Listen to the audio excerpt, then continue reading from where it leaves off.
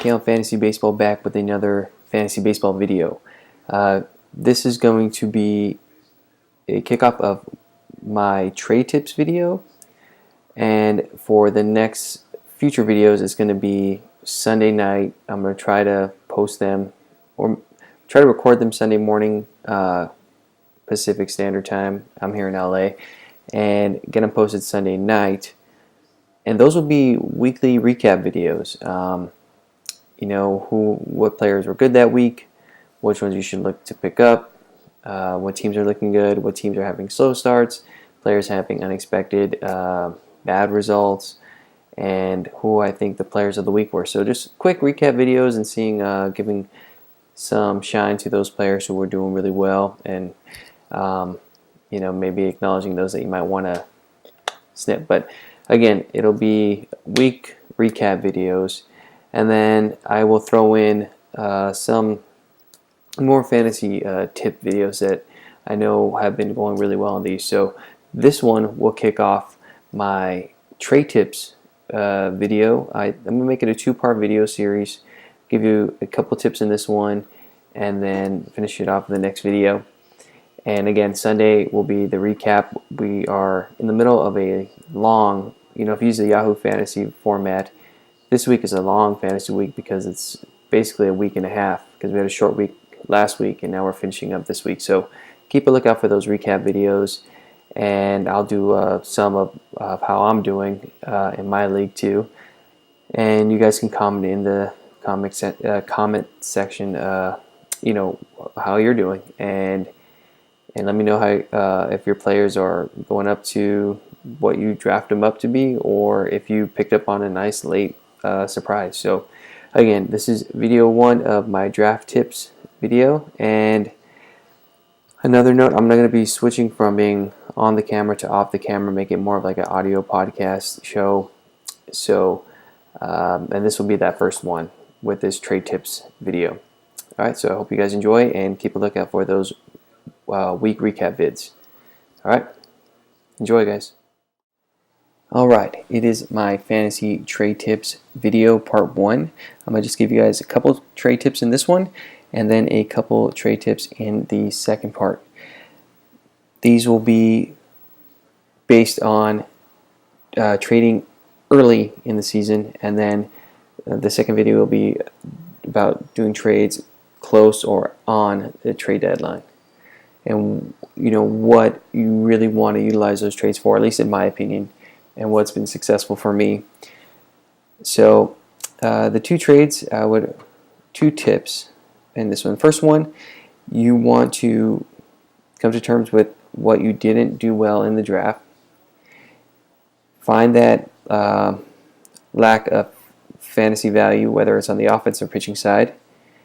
If you did well on offense and you have depth on offense, utilize that depth to find a team that did well on pitching and work in a trade with them. Right now, managers are easier to negotiate with trades right now because they're coming off possibly a post-draft panic where they feel like, damn, I'm seeing that I really didn't do well via offense or pitching. So you need to find them and start the talk.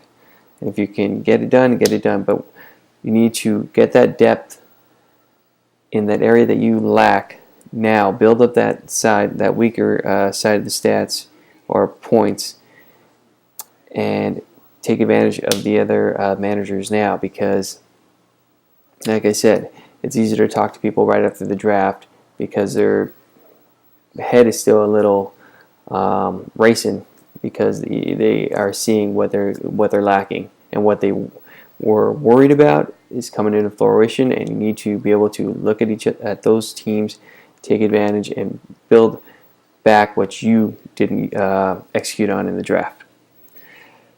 Now, the second draft tip that I will recommend is really study your opponent's rosters,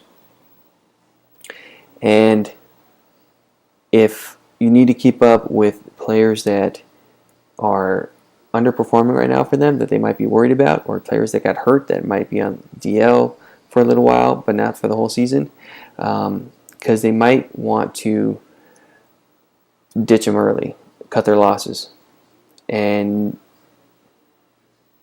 you could probably get a guy that's being undervalued, or maybe a lot of fantasy players, they want to get rid of players because they don't have the patience.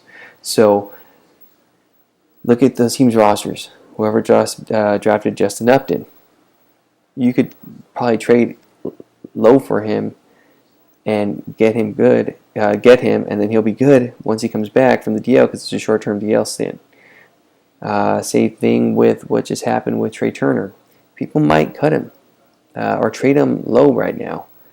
So again, study your team's rosters, see what players are underperforming for them, having poor starts that they were high risk, high reward guys, or guys that got hurt that were really good players that they might they were counting on those player stats, so they might want to have to get rid of them to get someone else in there to make up those stats that they are going to need. So this draft tip video is kind of falls under the umbrella of take advantage of other managers who are in a panic state, whether post-draft lack of execution or their players are underperforming or are injured and they're ready to dump them.